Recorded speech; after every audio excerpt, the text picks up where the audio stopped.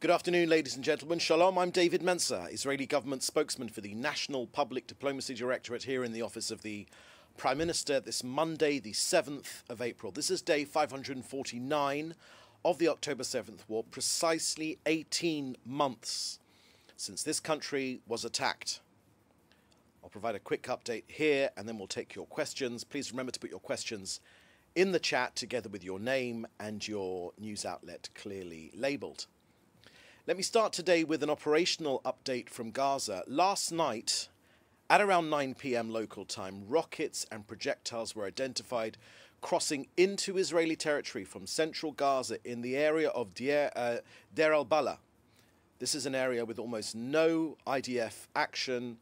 We haven't attacked there, but it was from there that rockets were fired and hostages have been held.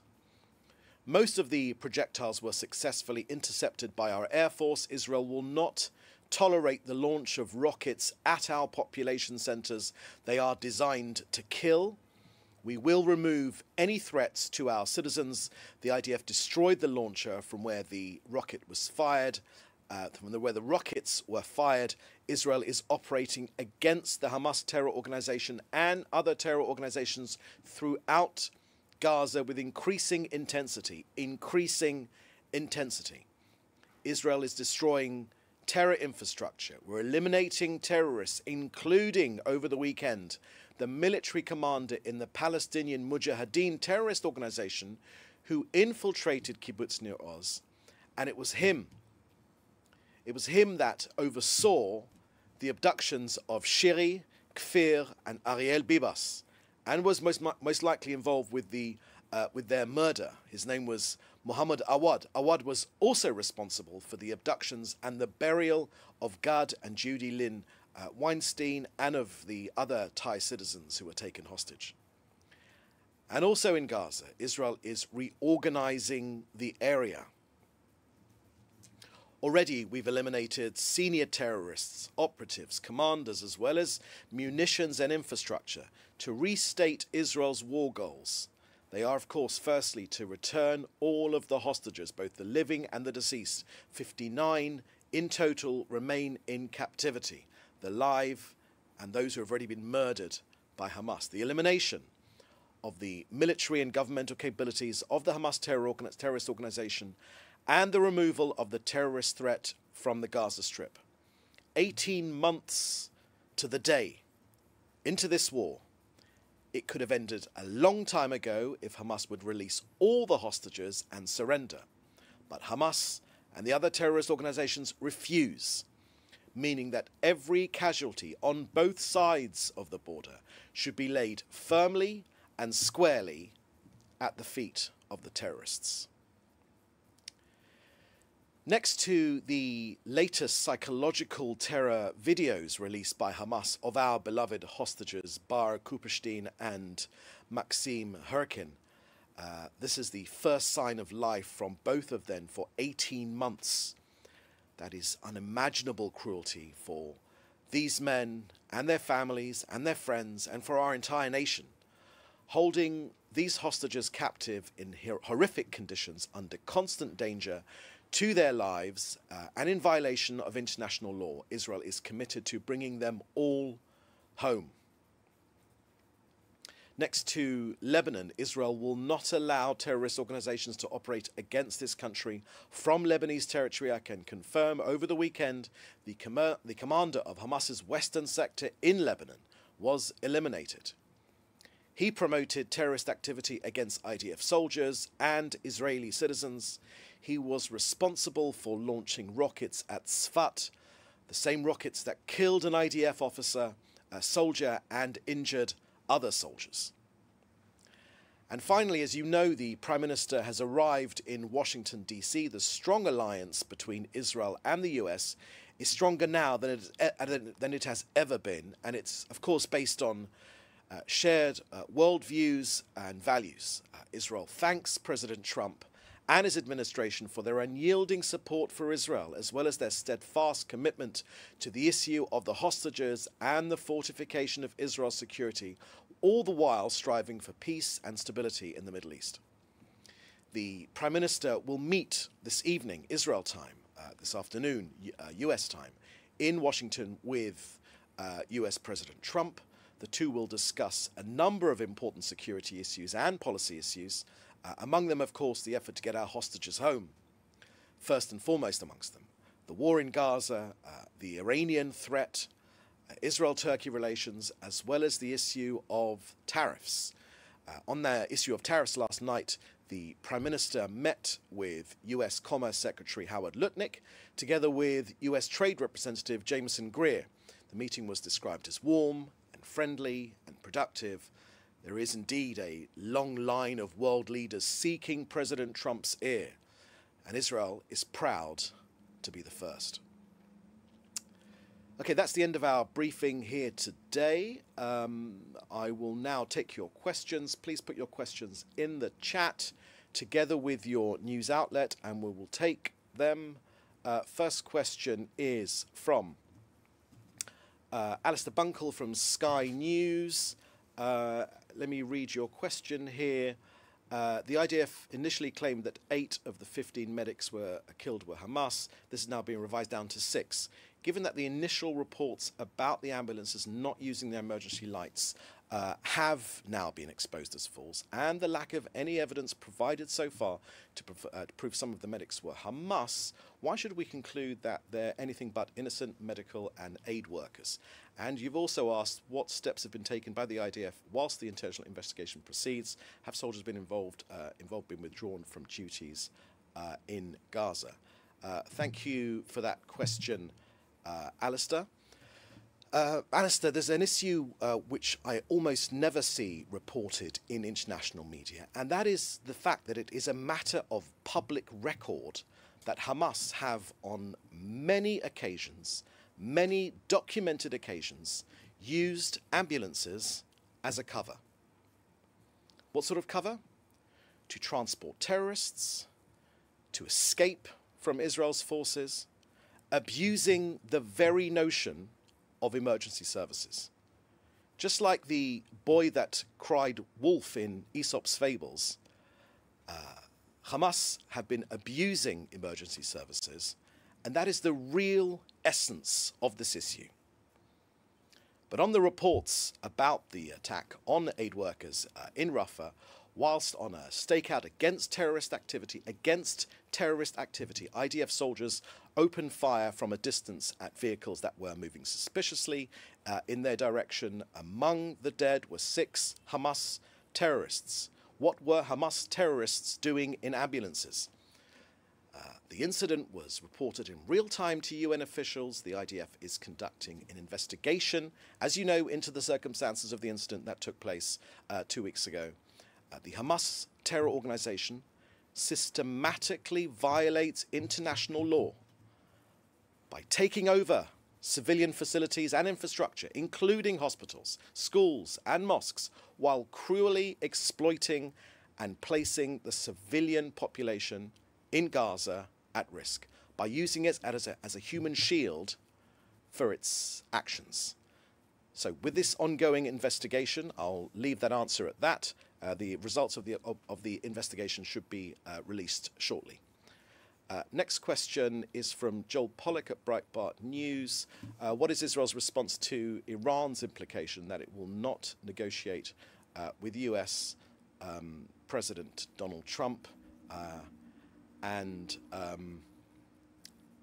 Your second question is it Israel's impression that Iran is retreating from Yemen and the Houthis, as media have reported? Thank you very much for that question, Joel. Look, when it comes to Iran, we have often stated our position on Iran. We've said that Iran is, as our Prime Minister has made clear, over the many, many years, Iran cannot be allowed to achieve a nuclear weapon. Israel is focused on that issue, and I know that the US is as well. President Trump agrees with this. Israel supports President Trump's maximum pressure campaign. It was working before it was interrupted. That means crippling sanctions and also a credible military threat to counter Iran's nuclear ambitions. The strategy deterred Iran until the pressure was removed. So Israel welcomes the restoration of the maximum pressure campaign. President Trump and Prime Minister Netanyahu see eye to eye on the Iranian nuclear threat. These maximum pressure policies should be restored, as they have been, and it's Israel's long-standing position that Iran must never be allowed to develop nuclear weapons, and Israel will do whatever it takes to prevent that from happening.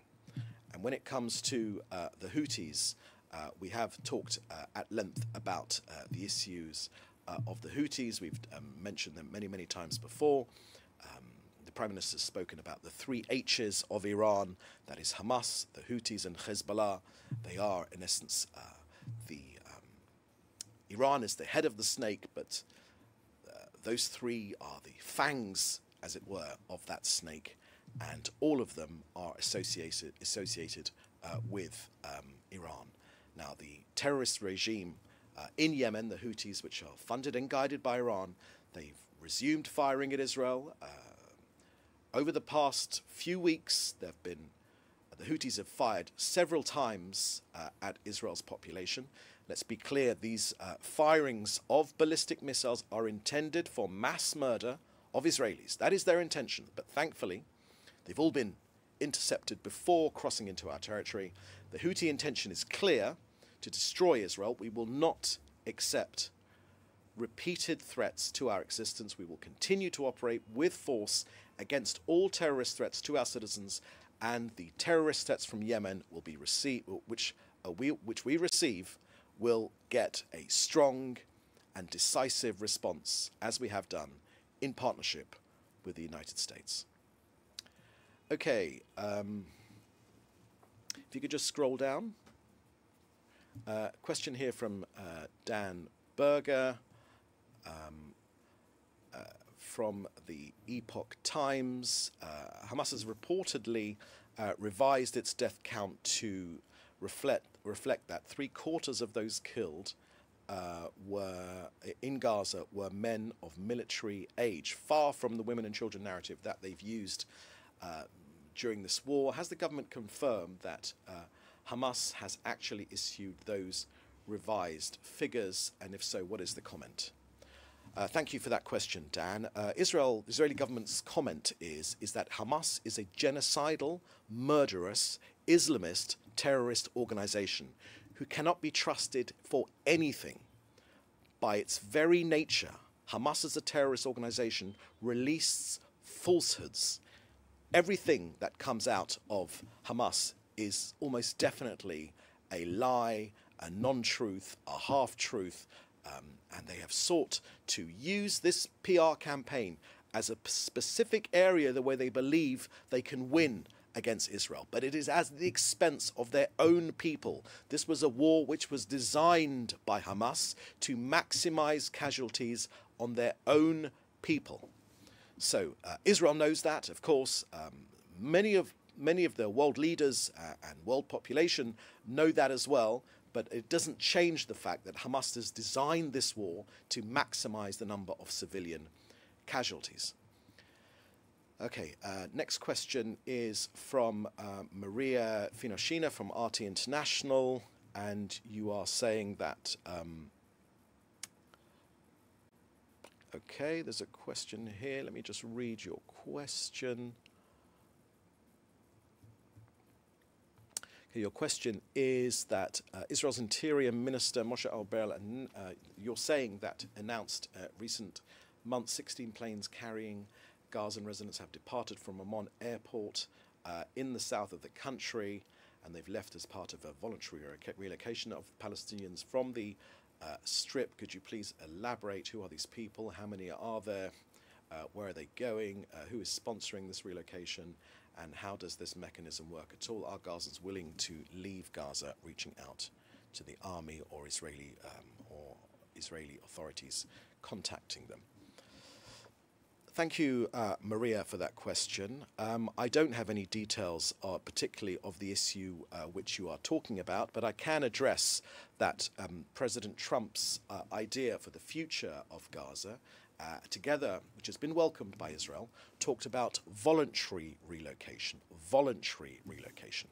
Israel believes that many people, many Gazans would like to get out of harm's way. It is Hamas that have stopped them leaving the Strip. If they were given the opportunity, they would take that opportunity to voluntarily leave. So Israel most definitely welcomes President Trump's out-of-the-box thinking, and that's all I have to say on that particular issue. Another question here is from Slava Tartakovsky from RIA Novosti News Agency. Can you confirm media reports regarding anti-missile batteries which have been delivered to Israel? How do you assess the prospects of a US strike on Iran given unprecedented military buildup of US in the region? Thank you for that question, Slava. I too have seen those reports, but we haven't got anything official to share with you. And I've given you our forthright policy when it comes to Iran. And of course, this issue of Iran is most definitely on the agenda for President Trump and our Prime Minister Netanyahu today in the White House. Further question from Alistair Bunkle. Can I press you? Do you have concrete evidence that some of these medics were Hamas, and will you publish it? Thank you for that question, Alistair. I do find it remarkable that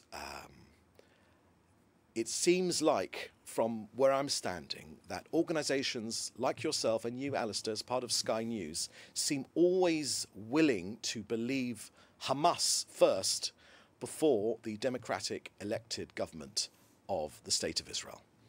I find that bizarre, I must tell you, because we have a government with checks and balances, with a free media, which investigates almost everything which happens in this country, and that is why almost everything which comes out of Hamas is untrue. The results of the investigation will be shared very, very shortly by the independent arm of the IDF, where the issue is being most closely investigated, and those results of those in that investigation will be released shortly. As I mentioned to you before, the reason why this is an issue is because again and again Hamas and other terrorist organizations have misused the emergency services. They've used them as their own arm. They've ferried their own terrorists inside, away from, to try and escape from Israel. They've used them as transport. And Israel is aware of this. Indeed, on October the 7th, ambulances were used to ferry our hostages, not to help them, to hospitals. Again, not to be treated, but very often to be killed in those hospitals. So our independent investigation will release its findings shortly, and I've given you a comprehensive answer on that.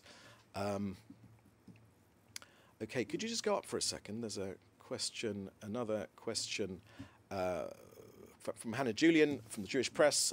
When is the Prime Minister expected to return to Israel? We will share that information with you pretty shortly. Hannah, thank you for asking that question. If you just go up a second, there was a question here from Joel Pollack. Is the current situation regarding tariffs and the United States an opportunity to break down the power of monopolies that maintain high prices and continue the economic reforms which the Prime Minister is known? Thank you for that question, Joel. Following the meeting at the White House, there will be press statements in the usual way, and no doubt that issue will be addressed directly by the Prime Minister and the President. Just go down, just, sorry, go up rather, go up, excuse me. Okay, I've taken that one, just go up a bit more. Another, go, sorry, Dan Berger, I dealt with that one. Just go right to the end. Okay, BBC News there, just at the end there, I can see. Okay, Iona Hampson from BBC News. Your question is, do you now accept that the two British MPs who were returned who were on an official trip And what response do you have to the UK Foreign Secretary David Lammy saying their treatment was unacceptable, from Iona Hampson at the BBC? Thank you for that question, Iona. This issue was dealt with comprehensively, actually, by a statement put out by Israel's embassy in London just yesterday.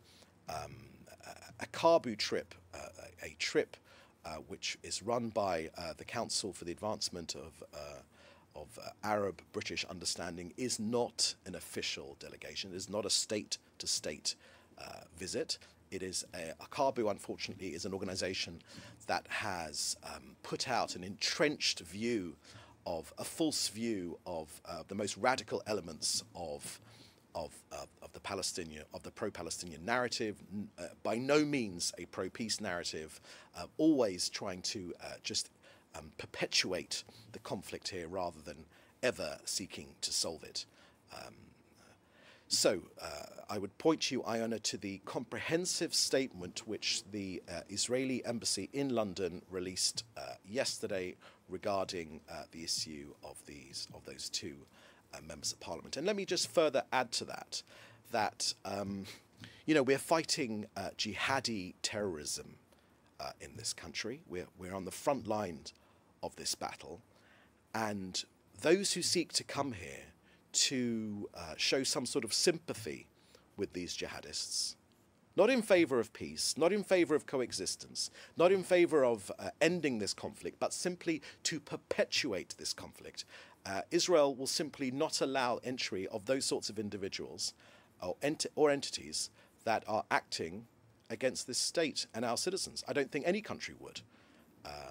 So people that promote calls for the boycott of Israel, or malign this country with false accusations, or call for sanctions against our government and our elected officials, it is perfectly within the rights of this country. Indeed, it is normal, I would say, in accordance with the law, that these two people were denied entry into Israel by the Minister of the Interior.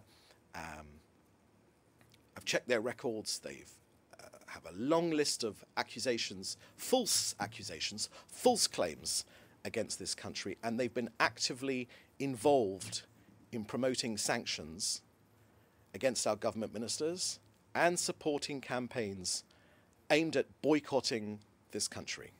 Now, I would remind you that Britain has also barred, in the past, Israeli government members of parliament from visiting Israel. This was in the past, in the last decade or so, maybe even longer ago. So these two members of parliament chose not to exercise their right under Israeli law to petition the court to reconsider their decision. They were offered hotel accommodation, courteously, which they both declined. This would have been under the cost of the Israeli taxpayer. The cost of their return flight was met by the State of Israel.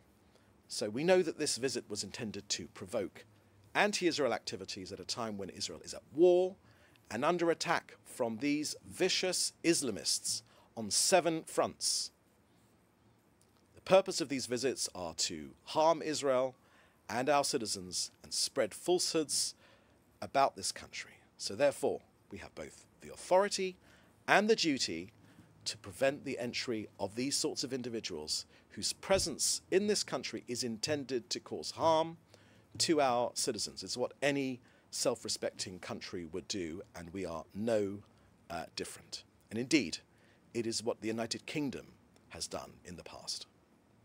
Okay, one last question here from Leo Soroka. Can the Prime Minister's office confirm whether the route of the Prime Minister's aeroplane? Obviously, I am not at liberty to share that sort of information. And really, a final question from Nadine Ibrahim. Also, okay, you're talking about the paramedic issue in Gaza, which I've said there's an investigation. I've already answered that question comprehensively. And finally, a recent march this is from Joel Pollack at Breitbart News. A final question. Recent march against Israel in Cape Town, South Africa, featured children dressed in kafirs and holding mock AK-47s.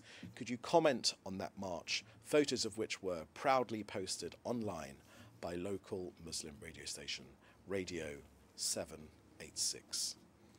Thank you for that question, Joel. I believe in my last briefing on Thursday, I answered the issue of Israel-South Africa relations quite comprehensively, and I would ask you kindly, respectfully, to check out that answer which we gave, which remains unchanged.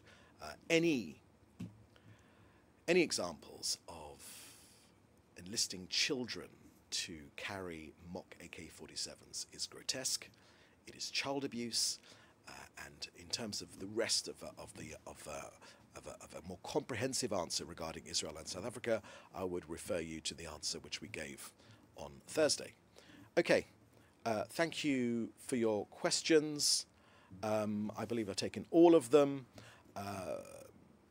You can contact us in the usual way for whatever questions, for interviews or for questions. And in the meantime, thank you for joining us, and we will have another briefing again very soon. In the meantime, please do stay safe, and we'll see you next time. Thank you. Bye-bye.